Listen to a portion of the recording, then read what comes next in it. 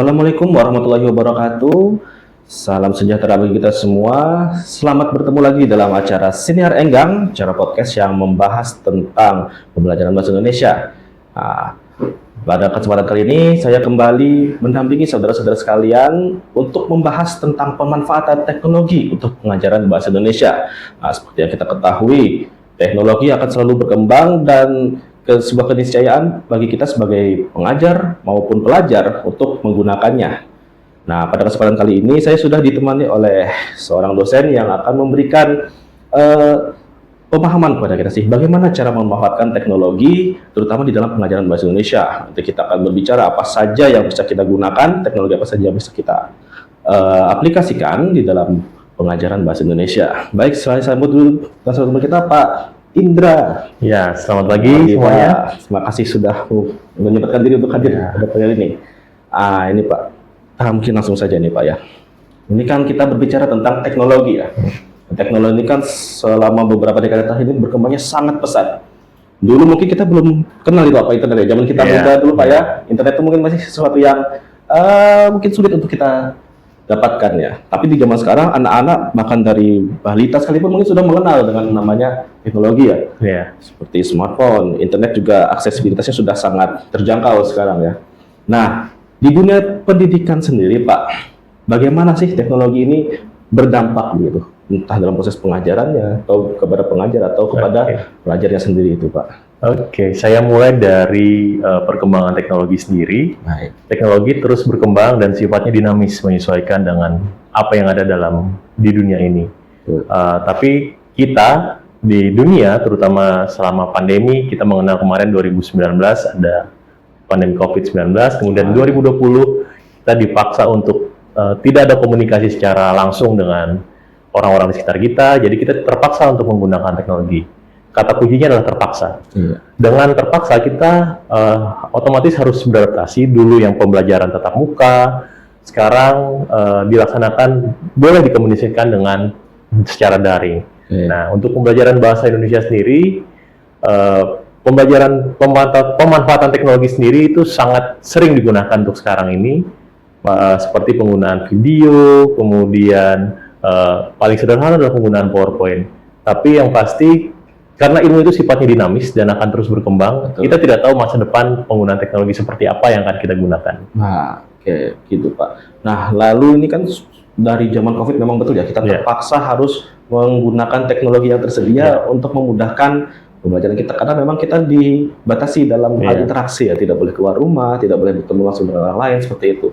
Nah, setelah kurang lebih hampir 3 tahun ini, 3 tahun lebih kita bercengkrama dengan teknologi dalam pendidikan dan pembelajaran itu, kira-kira apa sih manfaat yang sudah Bapak dapatkan begitu? Ketika kita terpaksa menggunakan teknologi, ada manfaat yang bisa dirasakan tidak kelebihannya? Yang banyak sekali manfaatnya penggunaan teknologi dalam pembelajaran pada umumnya dan khususnya pelajaran bahasa Indonesia.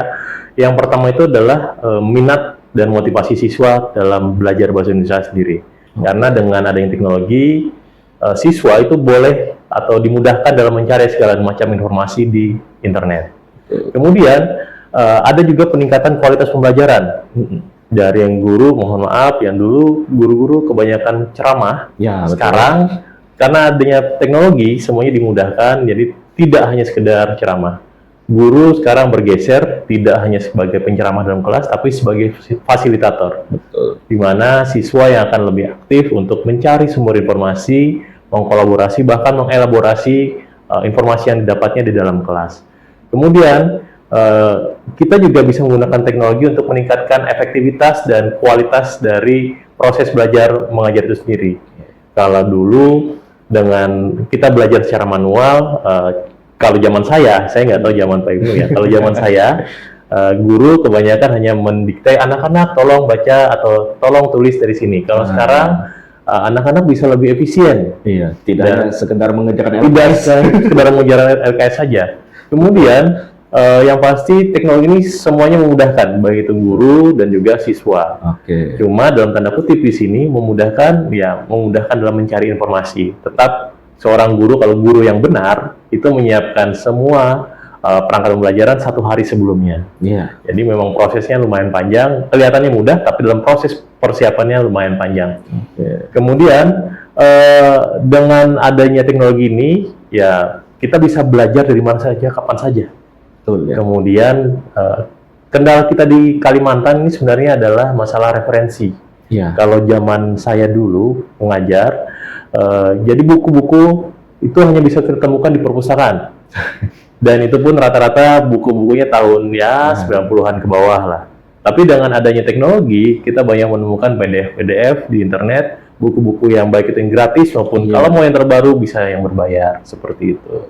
Jadi sangat membantu sekali sebenarnya pemanfaatan teknologi ini. Oke, bahkan kalau mau yang fisik sekarang pun juga Iya, mudah ya Pak ya? mudah mencarinya. Kalau zaman dulu kan kita ya Ke toko ke toko dulu, belum syukur-syukur tentu kalau ada. Kalau Iya. nggak ada ya susah. Kalau sekarang tinggal kita buka e-commerce apapun, Iya. toko online apapun, cari buku ini bisa. tinggal klik-klik sudah, Tinggal nggak klik. nunggu datang sampai ke rumah. 1 hari, 2 hari, seminggu paling lambat sudah datang buku yang Iya. dicari. Jadi memang lebih ke memudahkan kita ya, Iya. Pak, ya, dalam proses pembelajaran baik dari segi ruang dan waktu ya. Iya. Jadi tidak bisa kita mengatasinya ya. Kemudian dari segi referensi juga lebih memudahkan. Iya. Dan bagi peserta didiknya juga bisa meningkatkan minat mereka juga sebenarnya. Karena ini kan teknologi ya. Iya. Mereka dari kecil jadi lebih tertarik untuk Cuma kadang-kadang gini, dalam pemanfaatan teknologi yang harus kita lihat adalah tidak semua teknologi itu sesuai peruntukannya. Nah, Karena gini, ada orang-orang yang, contoh misalkan saya Pak Ibnu, Iya. saya hobinya adalah bercengkrama dengan orang lain, berkomunikasi dengan orang lain. Tapi barangkali ada orang-orang yang tidak suka bercengkrama secara langsung. iya. Dan itu bisa menggunakan ya email, WhatsApp. Tapi kalau orang yang bisa bercengkrama secara langsung, dia akan sangat memudahkan sekali untuk cari, oh si A ini apa, si B ini hobinya apa, dan seterusnya. Jadi ya harus dilihat juga orangnya seperti apa dan pemanfaatan teknologinya seperti apa. Oke, tergantung orangnya lagi ya pemanfaatannya. Oke, itu kalau manfaatnya. Kalau kira-kira kelemahannya ada nggak sih Pak selama kita menggunakan teknologi? Terutama kan waktu COVID kita harus full ya, Iya. full. Tidak ada istilahnya, kalau sekarang ada namanya hybrid ya. Iya. Jadi kita bisa menggabungkan antara pembelajaran yang daring dan luring itu seperti apa. Nah, kalau kemarin waktu COVID ada kelemahan tidak atau hal yang perlu diatasi tidak ketika kita full bergantung pada teknologi ini, Pak? Oke, kelemahannya dalam penggunaan teknologi adalah ya balik lagi ya interaksinya, interaksi antar manusianya akan kurang. Karena waktu zaman COVID, saya ingat pengalaman saya waktu COVID ngajar, jumlah siswa atau mahasiswanya itu di atas 50. Kita tidak mungkin bisa mengawasi satu-satu. Betul. Jadi yang kita lihat hanyalah yang aktif saja. Ya. Dan itu yang kelemahan pertama. Terus yang kelemahan kedua berkaitan dengan sarana prasarana. Karena tidak semua orang, tidak semua instansi atau institusi punya sarana prasarana yang sama. Seperti misalkan HP saja. HP setiap brand itu punya kelebihan dan kelemahan masing-masing. Dan begitu HP sudah tertinggal 2 tahun, 3 tahun, akan terasa berat sekali karena aplikasi semakin besar dan juga aplikasi semakin berat. Jadi itu yang harus dicermati lagi berkaitan dengan kelemahan juga. Kemudian juga ada beberapa kelemahan lainnya adalah ya balik lagi sarana prasarana internet kan. Betul. Internet kita yang Tidak semuanya bisa. tidak semua, apalagi di tempat-tempat ya di Kalimantan Tengah ini sendiri yang katanya ya banyak pelosoknya juga. Jadi internet belum merata sebenarnya, kecepatannya pun beda-beda. Kemudian juga kelemahannya adalah kurang pengawasan. Bahkan sering kasusnya dalam pembelajaran selama COVID kemarin, ya ada mahasiswa dan juga siswa juga kadang-kadang misalkan diberikan tugas hari ini, dikumpulkan besok sudah selesai, tapi diambil langsung dari internet. Jadi tidak ada kalau kita orang bahasa Indonesia ada istilahnya itu kita harus mengparaprasa dulu, mensintesiskan dulu apa sih sebenarnya yang mau dicari. Nah, karena zaman terus berkembang, bedanya di situ, dan itu akan menjadi sebuah kelemahan. Belum lagi kalau kita bicara masalah yang paling fatal dalam dunia pendidikan, masalah plagiasi. Jadi sering sekali mahasiswa dan siswa kita ya saking beda zaman mungkin dengan saya dengan Pak Ibnu juga, Jadi kalau zaman saya dulu sangat menghargai karya sendiri, sejelek-jeleknya karya Tulisan itu adalah sendiri. punya kita sendiri. Kalau sekarang prinsipnya tidak seperti itu. Apapun bisa diambil dari internet, ambil langsung comot, udah Penting tugas tampilkan. Yang selesai. penting tugas selesai. Jadi itu kendalanya untuk Oke. menurut saya. Jadi salah satu kendalanya itu selain dari teknologinya sendiri, dari penggunanya juga ada Iya. kendala yang harus kita atasi ya. Prinsipnya dalam pemanfaatan teknologi ini adalah, kalau saya pribadi saya mengatakan man behind the gun. Wah, ya. Mau pistolnya canggih ataupun mau teknologinya canggih, kalau orangnya tidak bisa memanfaatkannya dengan baik, itu tidak akan bisa juga. Makanya bahkan ada guyonan itu mengatakan HP-nya kok smartphone, orangnya kok nggak smart. Kan selalu ada yang mengatakan Iya, seperti sering itu. gitu. Jadi Dan itulah seperti semakin canggih teknologi, belum tentu yang menggunakannya juga canggih. Oke. Oh, jadi itu tadi Pak ya, kelebihan dan kelemahan yang perlu kita waspadai ya Iya. ketika kita memanfaatkan teknologi ini di dalam pembelajaran kita. Nah, untuk teknologinya sendiri ini Pak. Nah, dari pengalaman Bapak itu teknologi apa saja sih yang bisa kita gunakan di dalam pembelajaran, terutama dalam pembelajaran bahasa Indonesia sendiri ya Pak ya? Oke. Kalau untuk teknologi yang bisa digunakan dalam pelajaran bahasa Indonesia, dalam pembelajaran bahasa ada istilahnya MAL, Mobile Assisted Language Learning, dan ada CALL, Computer Assisted Language Learning.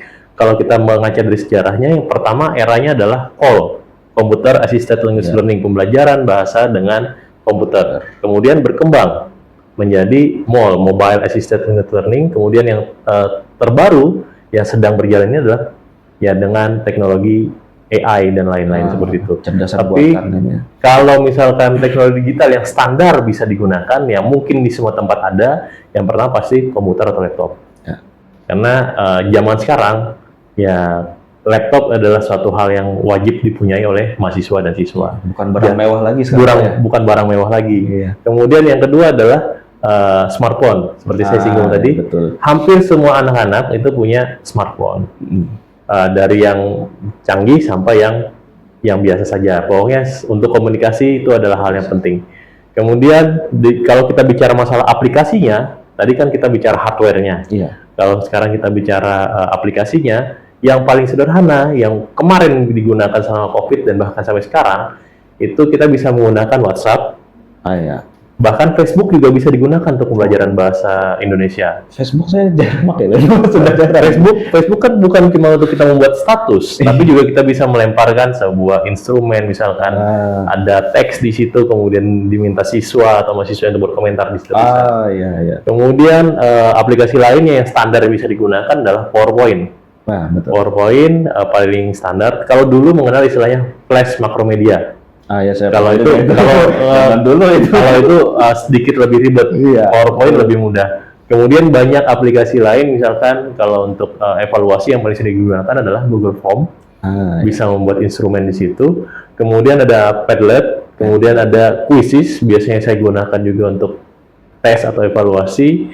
Kemudian ada paling sering kalau seorang guru ataupun pengajar biasanya ngambil video dari YouTube. Betul. Padahal sebenarnya seperti saya bilang tadi di awal bahwa alangkah lebih baiknya kalau orang-orang ini dosen juga punya video buatan sendiri. Jadi tidak cuma sekedar ini loh anak-anak videonya, tapi juga contoh langsung ke gurunya. Baik lagi kalau itu bisa mengembangkan kreativitas pengajarnya Pak ya. Seperti itu. Nah, itu untuk teknologinya. Nah, kalau menurut Bapak sendiri nih, tadi kan sudah ada beragam itu teknologinya, mulai dari hardware-nya. Mungkin kita paling lumrah sekarang adalah smartphone ya, Pak. Paling mudah terjangkau. Kalau laptop menurut saya secara di lapangan ini tidak semua mahasiswa itu masih bisa membeli laptop, tapi hampir semua mahasiswa mempunyai smartphone. Itu lebih lumrah digunakannya. Berarti kalau misalnya kita secara statistik lebih banyak smartphone ini ya, Pak ya. Aplikasi apa sih yang mungkin bisa lebih mudah itu digunakan, yang bisa digunakan secara umum untuk membantu selain mungkin aplikasi messenger seperti WhatsApp mungkin sudah sangat sering digunakan ya untuk berkomunikasi. Tapi kalau ada aplikasi lain tidak Pak yang bisa digunakan oleh pengajar atau pelajar sendiri untuk menggunakan? Sebenarnya banyak sekali aplikasi-aplikasi untuk belajar bahasa, baik itu bahasa secara umumnya atau bahasa Indonesia. Tapi balik lagi, semua itu harus dipersiapkan. Kalau saya lagi ramai dipergunakan sekarang adalah Wordwall. Word wall. Word wall itu di dalamnya ada ya matching, mencocokkan kata, mencocokkan kalimat, mengisi yang teks rumpang dan lain-lain. Itu yang paling sering. Tapi kalau yang lain juga bisa kita gunakan.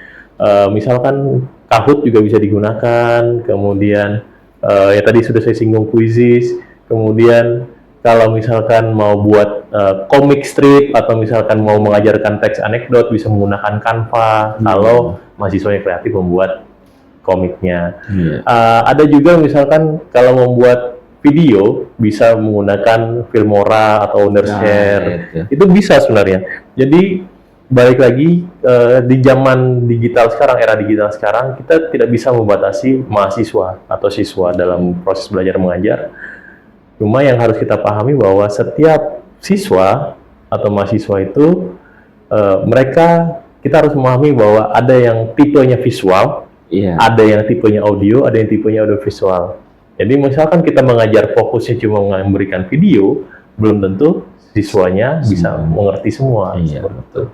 Jadi itu cuma sebatas aplikasi-aplikasi sederhana yang ada di handphone kita yang bisa kita gunakan. Bahkan sekarang pun kalau dulu kan Zoom hanya ada di laptop. Ya, betul. Sekarang Zoom bisa kita gunakan di smartphone, di HP kita masing-masing.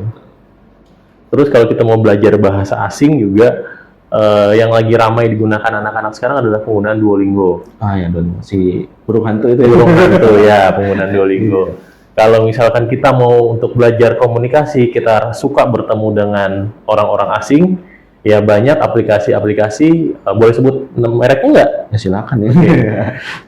Salah satu aplikasinya kalau misalkan kita suka, kita bisa menggunakan mungkin Ome TV. Jadi kita bisa komunikasi dengan orang-orang yang acak yang kita temui di aplikasi tersebut. Misalkan kita bisa bicara dengan topik yang tertentu. Pokoknya selama kita bisa belajar dengan orang lain, entah itu dari daerah lain ataupun dari negara lain juga bisa di aplikasi-aplikasi seperti itu. Baik Pak, kalau untuk pembelajaran bahasa Indonesia sendiri, apakah ada nih di dalam dunia teknologi yang sudah dikembangkan entah dari pemerintah kita sendiri atau mungkin ada swasta yang mengembangkannya untuk membantu kita, Pak? Kalau untuk yang membantu dalam proses pembelajaran bahasa sendiri, bahasa Indonesia terutama, kalau kita sendiri kan mengenal Balai Bahasa. Nah, mereka Balai Bahasa itu ada membuat beberapa terobosan yang bersifat digital. Seperti kalau dulu, kalau ujian kompetensi bahasa Indonesia, itu harus ke sana. Kalau sekarang kan dari rumah saja bisa. Kemudian dari pusat, itu ada sekarang Kamus Bahasa Indonesia. Dan sekarang kamus digital itu banyak versinya, bisa kita cek, bahkan sambil kita kerja, sambil kita menulis, itu sambil bisa kita membuka kamus digital. Bahkan ada juga aplikasi-aplikasi untuk koreksi. Untuk koreksi sudah ada koreksi ya? bahasa kita, bukan koreksi jawaban ya, tapi koreksi penggunaan bahasa. Apakah ini sudah imbuhannya benar, kemudian apakah ada salah ketik dan lain-lain. Sudah banyak Grammarly-nya bahasa Indonesia. Iya, ada seperti Grammarly bahasa Indonesia. Itu sudah mulai ada diciptakan. Tapi kalau misalkan yang lain, bahkan pemerintah juga ada forum untuk digunakan para guru-guru untuk berkomunikasi, tidak hanya guru bahasa Indonesia, tapi guru dari bidang ilmu lain seperti ruang guru. Ruang guru itu memudahkan guru dengan bidang ilmu tertentu, misalkan bahasa Indonesia, untuk saling berkolaborasi di situ, entah itu membuat penelitian atau mencari informasi lainnya. Jadi kalau untuk guru-guru sangat dimudahkan sekali. Siswa juga bisa memanfaatkan tadi seperti saya singgung, penggunaan kamus. Kemudian di beberapa kementerian juga, terutama Kementerian Luar Negeri, itu banyak website-website yang bisa digunakan untuk pembelajaran bahasa Indonesia oleh orang asing. Jadi di Balai Bahasa sendiri juga ada website yang untuk orang asing kalau tertarik belajar bahasa Indonesia. Dan itu ada lembar interaktifnya juga, ada ya bisa saling tanya jawab di situ, dan juga ada jadwal untuk pertemuan langsungnya kapan, seperti itu. Berarti sudah mulai difasilitasi juga oleh pemerintah. Iya, ya, sudah banyak difasilitasi. Sangat mantap ini kita sekarang ya. Banyak ya aplikasi yang bisa dicoba. Bisa dicoba. Nah, kalau begitu Pak, saran Bapak kepada para pengajar yang ingin memanfaatkan aplikasi-aplikasi ini, apa sih yang bisa diperhatikan gitu? Biar nanti proses pembelajaran ini bisa maksimal dengan bantuan aplikasi tadi. Yang pertama, kalau saran saya adalah, pertama ya pasti perhatikan silabus dan kurikulumnya dulu. Jangan keluar dari situ. Jangan Pak, ya. keluar dari situ. Yang kedua adalah ya disesuaikan mau media apa yang digunakan, aplikasi apa yang digunakan. Pilihannya banyak tadi ya, Pak. Pilihannya banyak. Karena prinsipnya gini, Pak Ibnu pernah sakit kepala? Pernah. Oke, apakah sembuh dengan minum paracetamol? Tentu saja tidak. Belum tentu kan, Iya, bisa belum jadi tentu. obat yang lain. Iya. Nah, prinsipnya adalah kita ambil apa yang bisa kita terapkan, tapi belum tentu di sekolah yang berbeda atau di kelas yang lain bisa menggunakan aplikasi yang sama. Jadi harus yang pertama tadi disesuaikan juga kurikulum silabusnya, kemudian dilihat juga medianya yang aplikasi yang sesuai apa. Kemudian yang ketiga, ini yang penting nggak penting, balik lagi ke masalah sarana prasarana. Jangan sampai kita gurunya sudah persiapan matang nih, Iya. mengajar menggunakan teknologi digital nih. Oh ternyata tiba-tiba listrik padam, internetnya Mati. Aduh, ini gimana kayak gitu? Iya. Jadi itu yang harus kita perhatikan. Tapi kalau untuk saran secara personal untuk guru-guru ataupun para pengajar lainnya adalah ya jangan jangan takut dengan teknologi. Karena proses belajar itu sepanjang hayat. Betul. Ini saya sambil sharing ya. Orang tua saya itu awalnya itu takut menggunakan Zoom. Tapi sekarang ya karena sudah terbiasa, ya akhirnya bisa. Iya. Kalau menggunakan patah bahasa Indonesia, ala bisa karena biasa. Iya. Semakin kita sering gunakan, semakin kita mahir. Betul. Dan sekarang kan banyak pelatihan-pelatihan penggunaan perangkat digital, baik itu dilaksanakan oleh pusat ataupun di kampus ataupun secara mandiri dilaksanakan sekolah. Bapak Ibu guru juga bisa mengikuti itu kalau misalkan tertarik. Dan jangan takut akan perubahan, karena perubahan itu pasti. Kita yang harus mengejar perubahan itu. Ya. Itu sedikit ya dari saya. Oke, baik. Terima kasih banyak Pak. Tidak terasa ini hampir setengah jam sudah Iya. kita bicara ya masalah teknologi dan Iya. terhadap pembelajaran. Baik, mungkin sedikit simpulan dari saya bahwa kemajuan teknologi itu adalah sebuah keniscayaan dan kita sebagai manusia mau tidak mau akan berinteraksi bersinggungan dengan teknologi tersebut dari berbagai segi ya. Bahkan di dunia pendidikan, karena yang namanya COVID kemarin kita sudah dipaksa untuk mengadopsi teknologi-teknologi yang ada untuk membantu pembelajaran kita agar sesuai dengan permintaan pemerintah juga ya saat itu ya.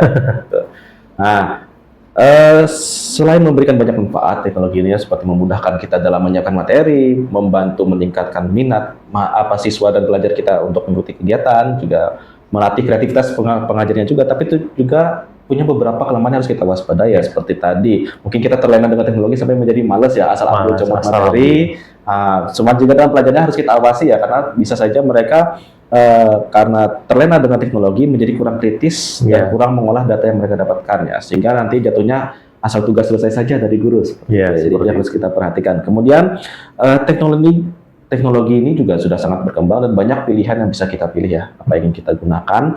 Nah, sekarang tugas kita sebagai pengajar untuk belajar kembali, karena belajar itu suatu proses yang tidak pernah berakhir sepanjang hayat, dan teknologi juga terus berkembang dengan pesat, sehingga sudah menjadi tanggung jawab kita sebagai pengajar untuk belajar kembali teknologi apa saja yang bisa kita gunakan untuk pengajaran kita agar menjadi lebih efektif dan efisien seperti itu, Pak. Baik, sekali lagi terima kasih banyak Pak Indra sudah mau meluangkan waktunya dan berbagi ya, share aja ini dengan kita tentang teknologi dan pemanfaatannya di dalam pembelajaran.